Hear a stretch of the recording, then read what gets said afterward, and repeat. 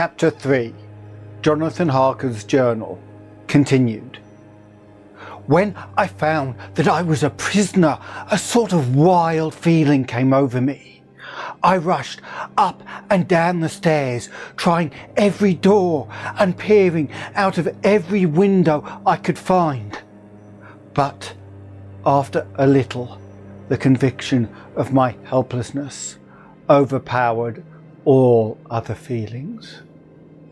When I look back after a few hours, I think I must have been mad for the time, for I behaved much as a rat does in a trap. When, however, the conviction had come to me that I was helpless, I sat down quietly as I have ever done anything in my life, and began to think over what was best to be done. I am thinking still, and as yet have come to no definite conclusion. Of one thing only am I certain, that is, it is no use making my ideas known to the Count. He knows well that I am imprisoned, and as he has done it himself, and has doubtless his own motives for it, he would only deceive me if I trusted him fully with the facts. So far as I can see, my only plan will be to keep my knowledge and my fears to myself, and my eyes open. I am, I know, either being deceived like a baby by my own fears, or else I am in desperate straits. And if the latter be so, I need and shall need all my brains to get through. I had hardly come to this conclusion when I heard the great door below shut, and knew that the Count had returned. He did not come at once to the library, so I went cautiously to my own room and found him making the bed. This was odd, but only confirmed what I had all along thought, that there were no servants in the house. When later I saw him through the chink of the hinges of the door, laying the table in the dining room, I was assured of it, for if he does himself all these menial offices, surely it is proof that there is no one else to do them. This gave me a fright, for if there is no one else in the castle, it must have been the Count himself who was the driver of the coach that brought me here. This is a terrible thought, for if so, what does it mean that he could control the wolves as he did by only holding up his hand in silence? How was it that all the people at Bistritz and on the coach had some terrible fear for me? What meant the giving of the crucifix, of the garlic, of the wild rose, of the mountain ash? Bless that good woman who hung the crucifix round my neck, for it is a comfort and a strength to me whenever I touch it. It is odd that a thing which I have been taught to regard with disfavour and as idolatrous should, in a time of loneliness and trouble, be of help. Is it that there is something in the essence of the thing itself? Or that it is a medium, a tangible help in conveying memories of sympathy and comfort? Some time, if it may be, I must examine this matter and try to make up my mind about it. In the meantime, I must find out all I can about Count Dracula, as it may help me to understand. Tonight he may talk of himself if I turn the conversation that way. I must be very careful, however, not to awake his suspicion.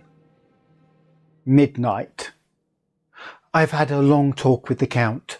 I asked him a few questions on Transylvania history, and he warmed up to the subject wonderfully. In his speaking of things and people, and especially of battles, he spoke as if he had been present at them all. This he afterward explained by saying that to a boyar, the pride of his house and name is his own pride, that their glory is his glory, that their fate is his fate. Whenever he spoke of his house, he always said we, and spoke almost in the plural, like a king speaking. I wish I could put down all he said exactly as he said it, for to me it was most fascinating. It seemed to have in it the whole history of the country. He grew excited as he spoke and walked around the room, pulling his great white moustache and grasping anything on which he laid his hands, as though he would crush it by main strength. One thing he said, which I shall put down as nearly as I can, for it tells me in its way the story of his race. We, Seklis, have a right to be proud, for in our veins flows the blood of many brave races who fought as the lion fights for lordship.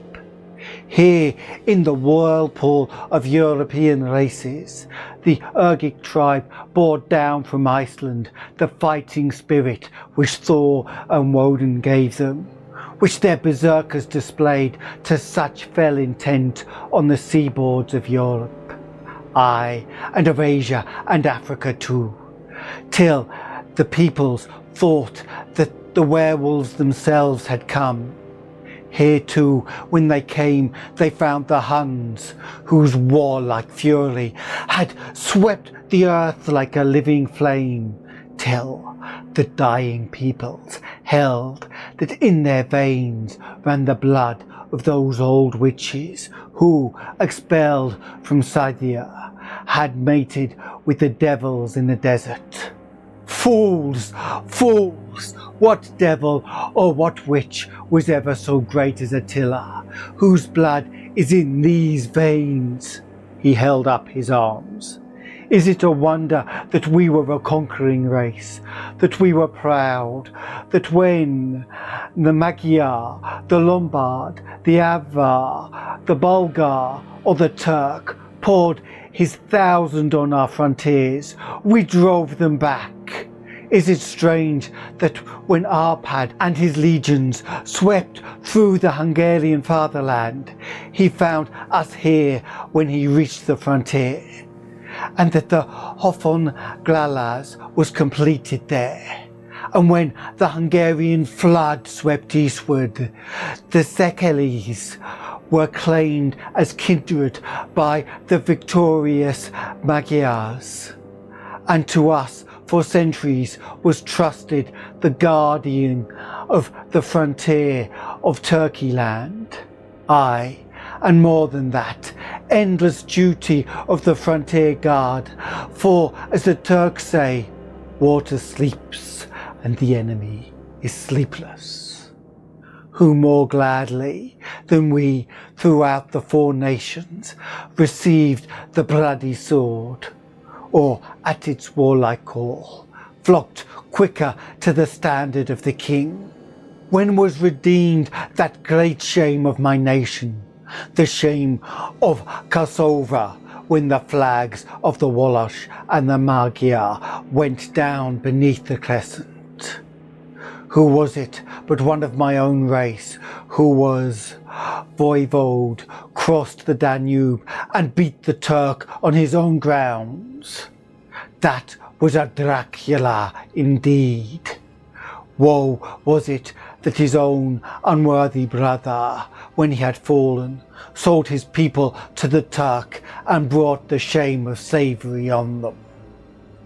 Was it not this Dracula indeed who was inspired that other of his race who in a latter age again and again brought his forces over the great river into Turkey land, who, when he was beaten back, came again and again, though he had to come alone from the bloody field where his troops were being slaughtered, since he knew that he alone could ultimately triumph?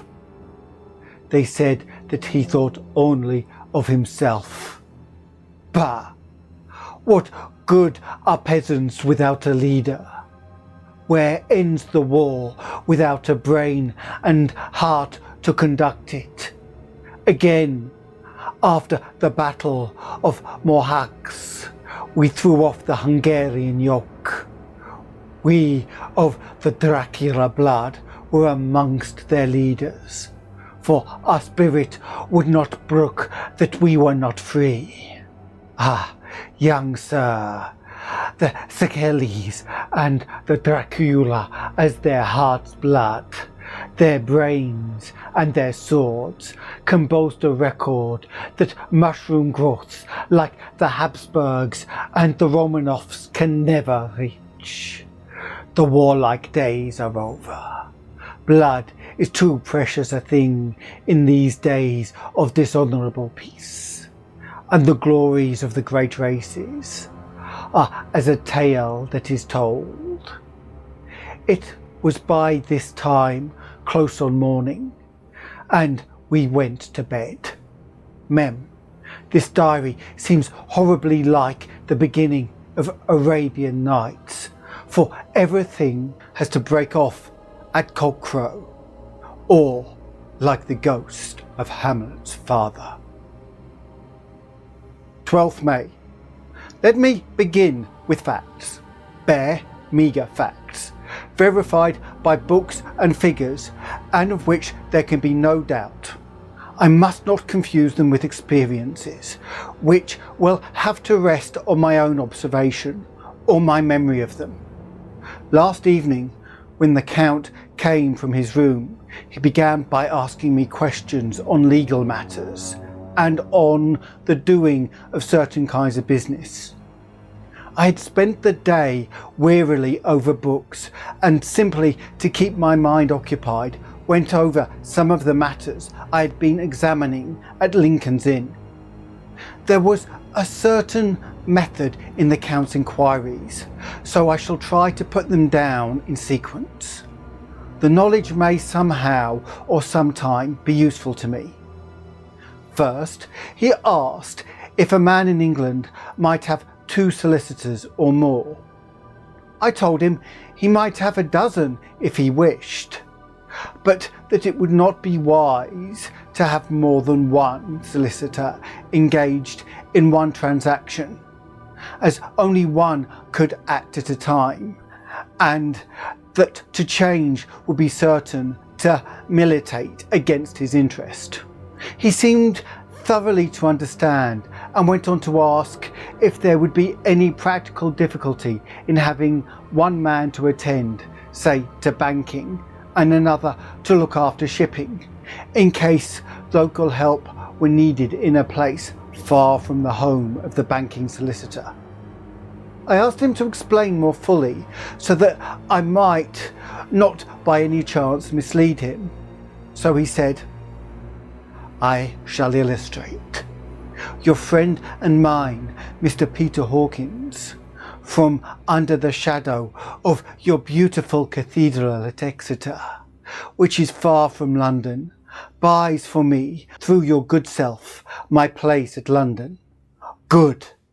Now, here, let me say frankly, lest you should think it strange that I have sought the services of one so far off from London instead of someone resident there, that my motive was that no local interest might be served, save my wish only, and as one of London residents might perhaps have some purpose of himself or friend to serve, I went thus afield to seek my agent, whose labours should be only to my interest. Now suppose I, who have much affairs, wish to ship goods, say to Newcastle or Durham or Harwich or Dover. Might it not be that it could with more ease be done by consigning to one in these ports? I answered that certainly it would be most easy, but that we solicitors had a system of agency, one for the other, so that local work could be done locally on instruction from any solicitor, so that the client, simply placing himself in the hands of one man, could have his wishes carried out by him without further trouble. But, said he, I could be at liberty to direct myself. Is it not so?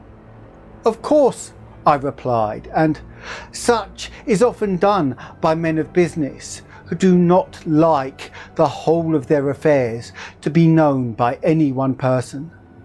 Good, he said, and then went on to ask about the means of making consignments and the forms to be gone through, and of all sorts of difficulties which might arise, but by forethought could be guarded against.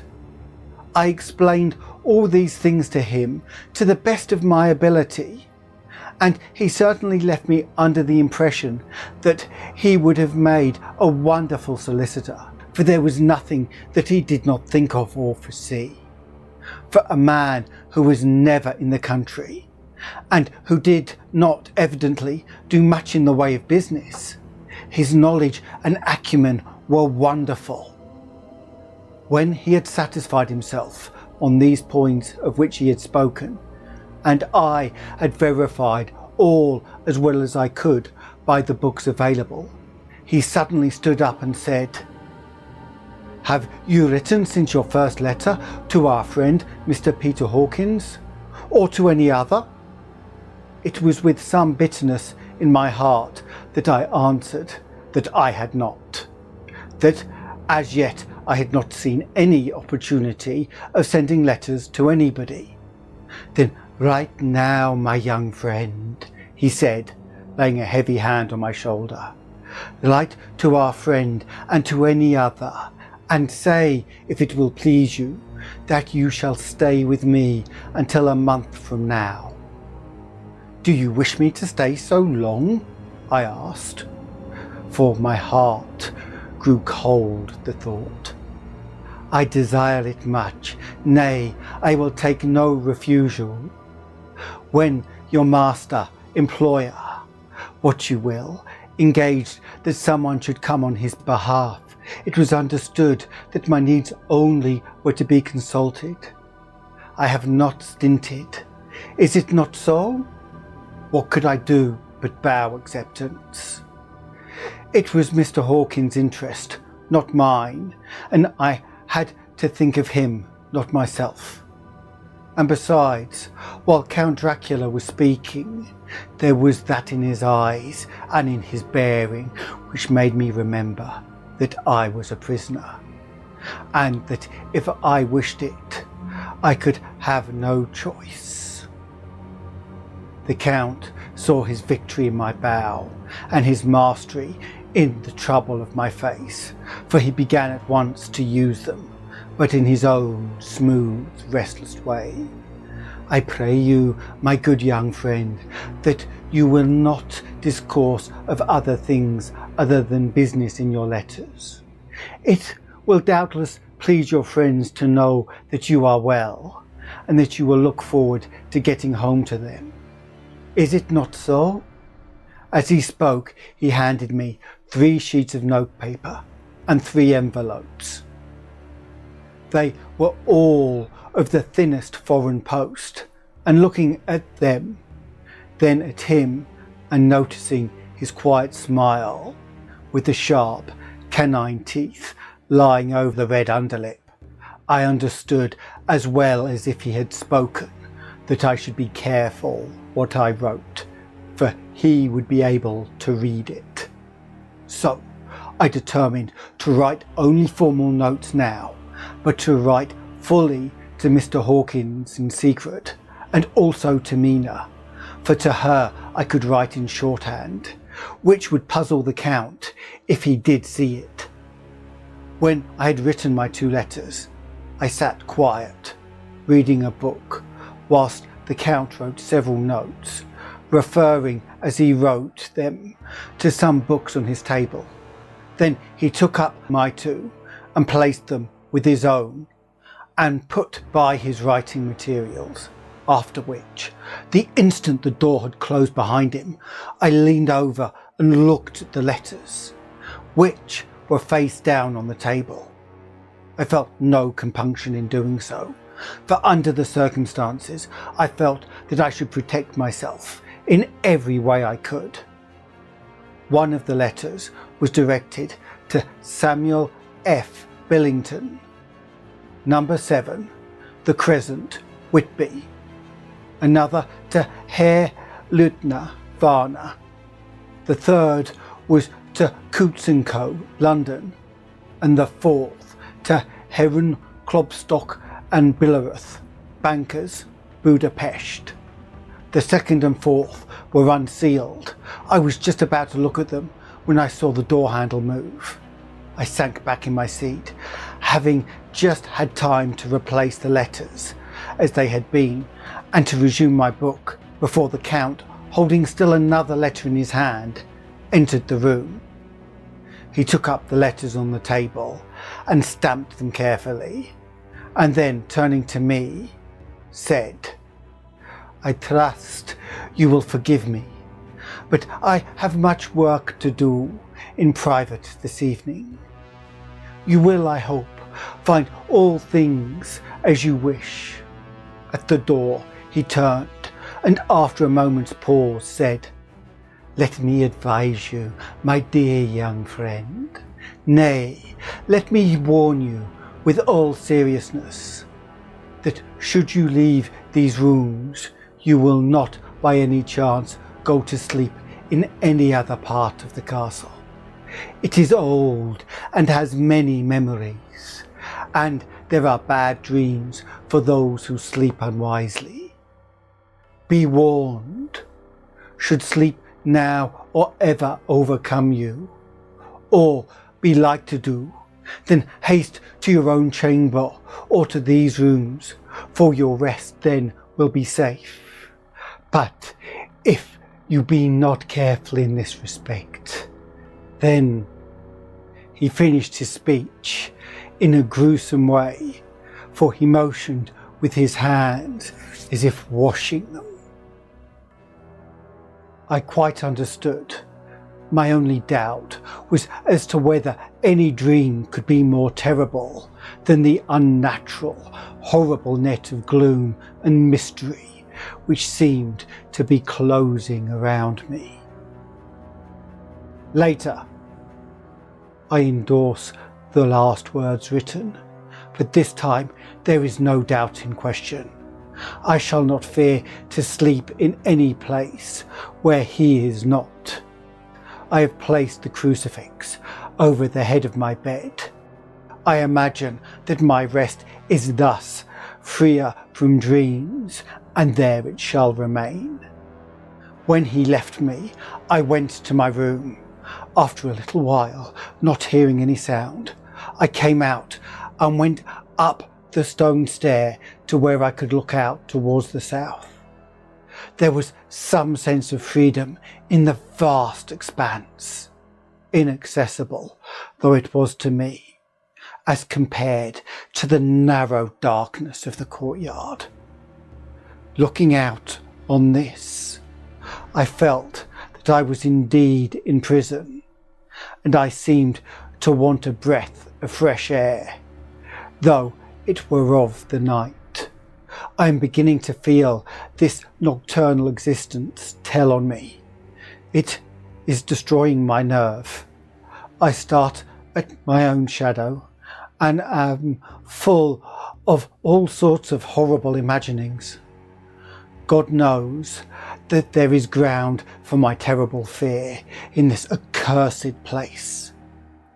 I look out over the beautiful expanse, bathed in a soft yellow moonlight, till it was almost as light as day. In the soft light, the distant hills became melted, and the shadows in the valleys and gorges of velvety blackness. The mere beauty seemed to cheer me. There was peace and comfort in every breath I drew. As I leaned from the window, my eye was caught by something moving a story below me, somewhat to my left, where I imagined, from the order of the rooms, that the windows of the Count's old room would look out. The window at which I stood was tall and deep, stone mullioned, and though weather-worn, was still complete. But it was evidently many a day since the case had been there. I drew back behind the stonework and looked carefully out. What I saw was the Count's head coming out from the window. I did not see the face, but I knew the man by the neck and the movement of his back and arms. In any case, I could not mistake the hands which I had so many opportunities of studying. I was at first interested and somewhat amused, for it is wonderful how small a matter will interest and amuse a man when he is a prisoner. But my very feelings changed to repulsion and terror when I saw the whole man slowly emerge from the window and begin to crawl down the castle wall over that dreadful abyss, face down, with his cloak spreading out around him like great wings. At first I could not believe my eyes. I thought it was some trick of the moonlight, some weird effect of shadow, but I kept looking, and it could be no delusion. I saw the fingers and the toes grasp the corners of the stones, worn clear of the mortar by the stress of years, and by thus using every projection and inequality move downwards with considerable speed, just as a lizard moves along a wall. What manner of man is this? Or what manner of creature is it in the semblance of man? I feel the dread of this horrible place overpowering me. I am in fear, in awful fear, and there is no escape for me. I am encompassed about with terror that I dare not think of. 15th May. Once more I have seen the Count go out in his lizard fashion. He moved downwards in a sidelong way, some 100 feet down, and a good deal to the left. He vanished into some hole or window. When his head had disappeared, I leaned out to try and see more, but without avail. The distance was too great to allow a proper angle of sight. I knew he had left the castle now, and thought to use the opportunity to explore more than I had dared to do yet. I went back to the room and, taking a lamp, tried all of the doors. They were all locked, as I had expected, and the locks were comparatively new. But I went down the stone stairs to the hall where I had entered originally. I found I could pull back the bolts easily enough and unhook the great chains, but the door was locked and the key was gone. That key must be in the Count's room. I must watch should his door be unlocked so that I may get it and escape. I went on to make a thorough examination of the various stairs and passages, and to try the doors that opened from them. One or two small rooms near the hall were open, but there was nothing to see in them except old furniture, dusty with age and moth-eaten. At last, however, I found one door at the top of the stairway which, though it seemed to be locked, gave a little under pressure. I tried it harder and found that it was not really locked, but that the resistance came from the fact the hinged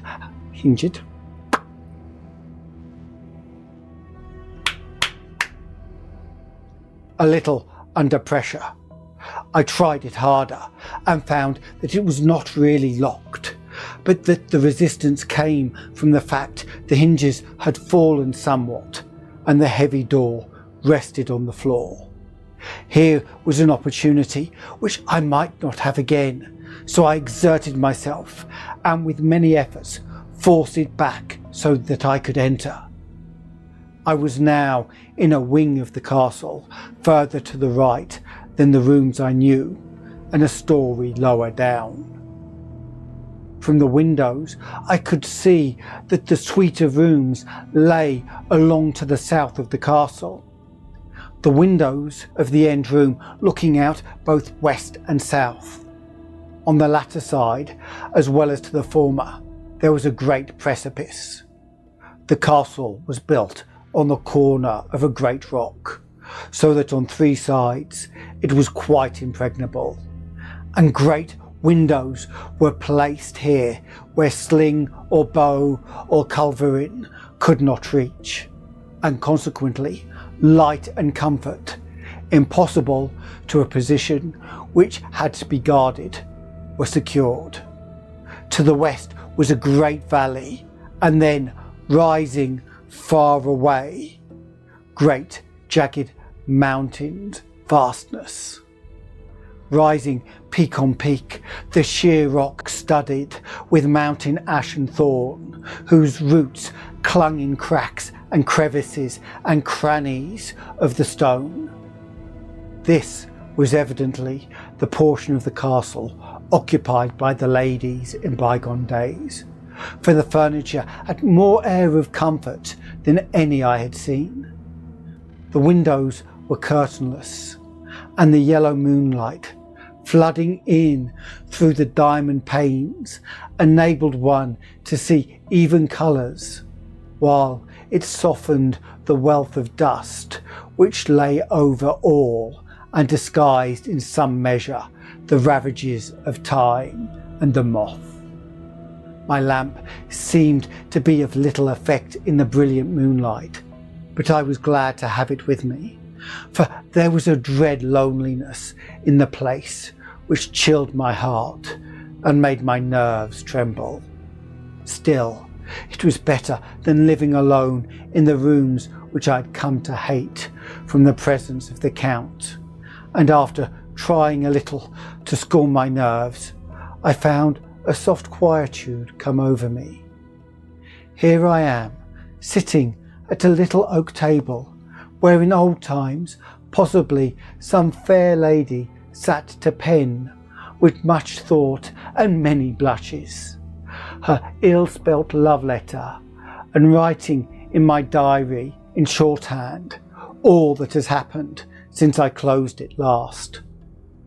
It is the 19th century, up to date with a vengeance, and yet, unless my senses deceive me, the old centuries had and have powers of their own which mere modernity cannot kill. Later, the morning of 16th May. God preserve my sanity, for to this I am reduced.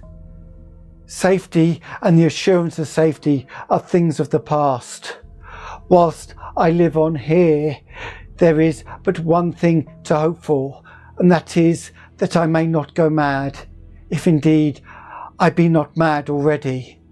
If I be sane, then surely it is maddening to think that of all the foul things that lurk in this hateful place, the Count is the least dreadful to me.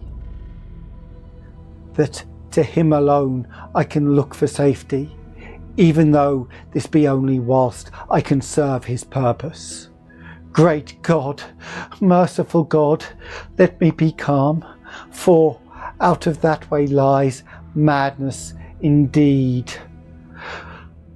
I begin to get new lights on certain things which have puzzled me. Up to now I never quite knew what Shakespeare meant when he made Hamlet say, "My tablets, quick, my tablets! 'Tis meet that I put it down," etc. For now, feeling as though my own brain were unhinged, or as if the shock had come which must end in its undoing, I turned to my diary for repose. The habit of entering accurately must help to soothe me. The Count's mysterious warning frightened me at the time. It frightens me more now when I think of it, for in future he has a fearful hold on me. I shall fear to doubt what he may say. When I had written in my diary and had fortunately replaced the book and pen in my pocket, I felt sleepy. The Count's warning came into my mind, but I took a pleasure in disobeying it. The sense of sleep was upon me, and with it the obstinacy which sleep brings as outrider. The soft moonlight soothed, and the wide expanse without gave a sense of freedom which refreshed me. I determined not to return tonight to the gloom-haunted rooms, but to sleep here, where of old ladies had sat and sung and lived sweet lives, whilst their gentle breasts were sad for their menfolk away in the midst of remorseless wars. I drew a great couch out of its place near the corner, so that as I lay, I could look at the lovely view to east and south, and, unthinking of and uncaring for the dust, composed myself to sleep. I suppose I must have fallen asleep. I hope so, but I fear, for all that followed was startling real, so real that now, sitting here in the broad, full sunlight of morning, I cannot in the least believe that it was all sleep. I was not alone. The room was the same, unchanged in any way since I came into it. I could see along the floor, in the brilliant moonlight, my own footsteps marked where I disturbed the long accumulation of dust. In the moonlight opposite me were 3 young women, ladies by their dress and manner. I thought at the time that I must be dreaming when I saw them, for though the moonlight was behind them, they threw no shadow on the floor. They came close to me and looked at me for some time, and then whispered together.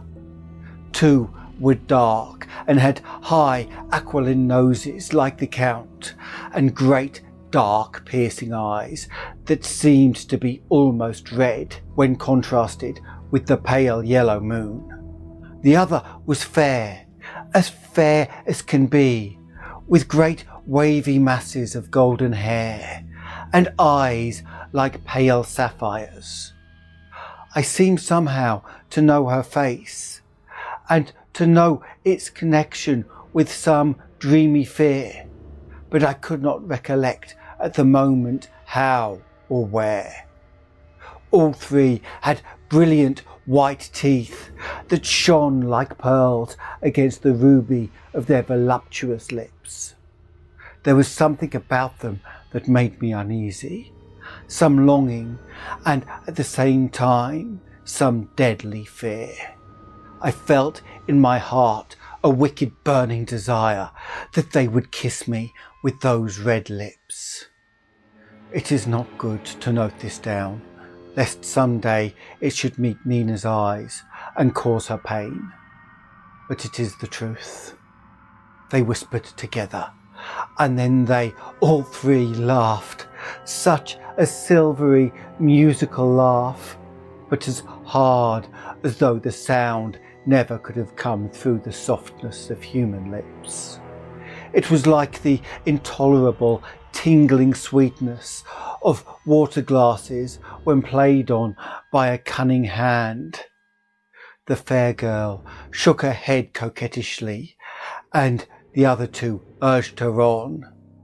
One said, "Go on, you are the first, and we shall follow. Yours is the right to begin." The other added, "He is young and strong. There are kisses for all of us.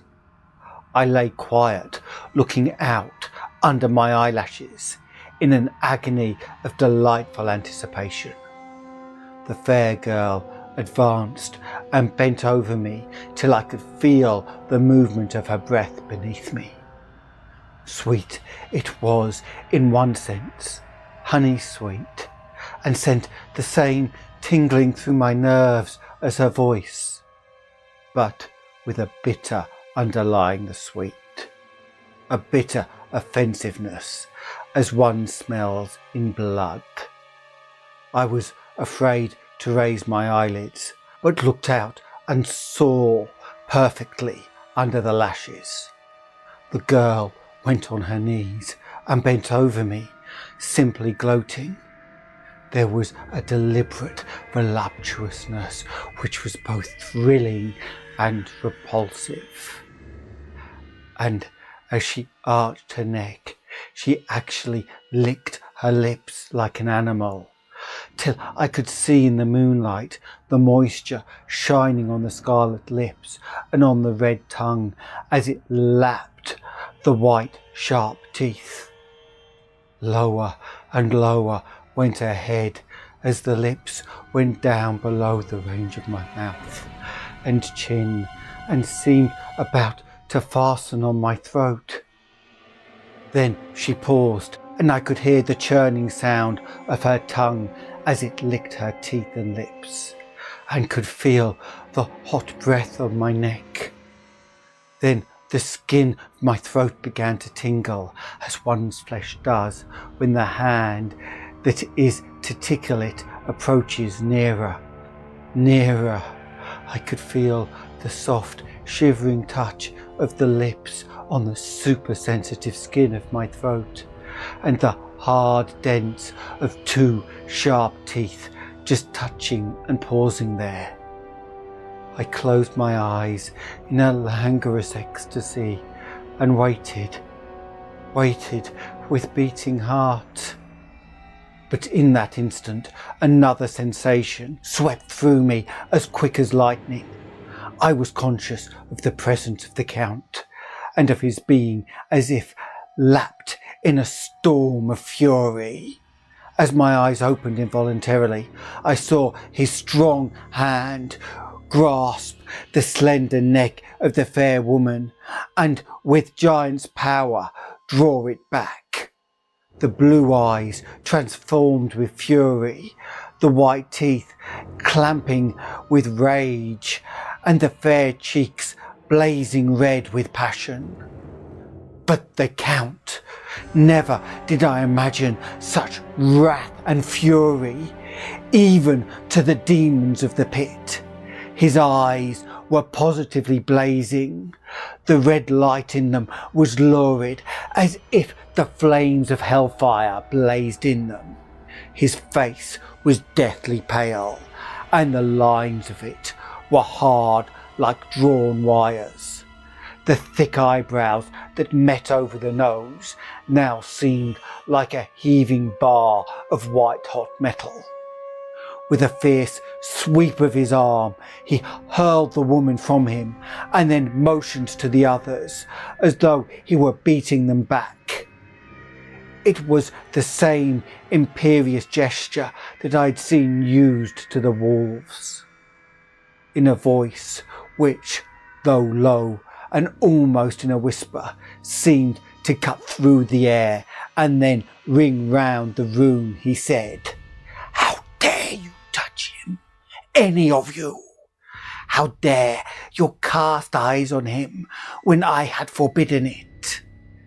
Back, I tell you all, this man belongs to me. Beware how you meddle with him, or you'll have to deal with me."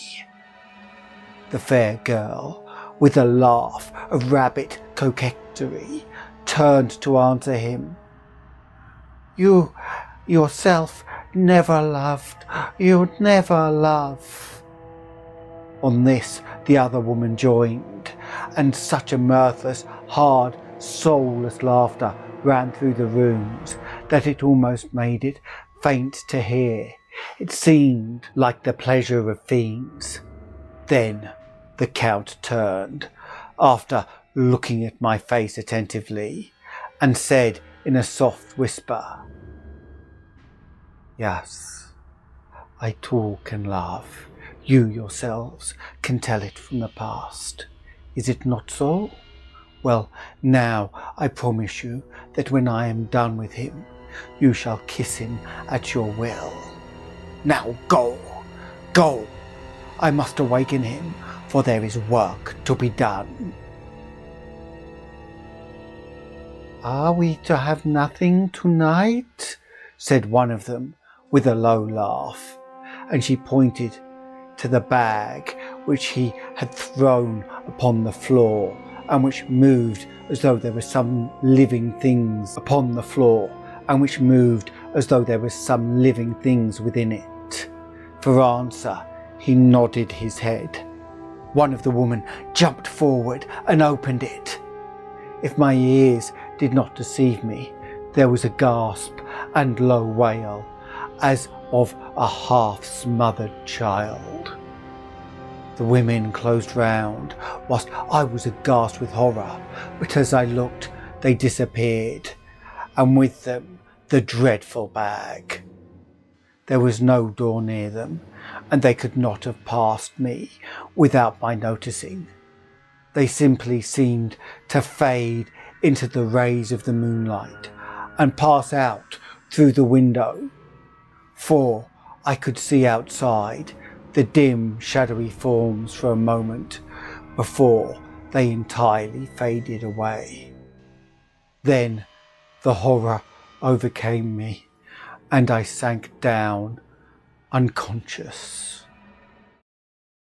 So ends Chapter 3 of Dracula. There is no release next week, as I will be on holiday. The first week of June 2025 for those watching at a later date. But I will be back in 2 weeks' time. If you enjoyed the tale, it really helps us if you let others know. So please click the like button and share with anyone that may be interested. Subscribing will let you travel with us on further adventures of the dark and terrible, with the bell notifying you as we set off. If you want to be part of our Eldritch Order on Discord, come join us on YouTube or Patreon and help guide the choice of stories. See the description for details of the Patreon and for a link to Canje Studios to find out about modern board games where you can create your own dark and terrible stories. Until next time, farewell. But remember, those that act strangely are not enemies, and those that seem kind are not friends.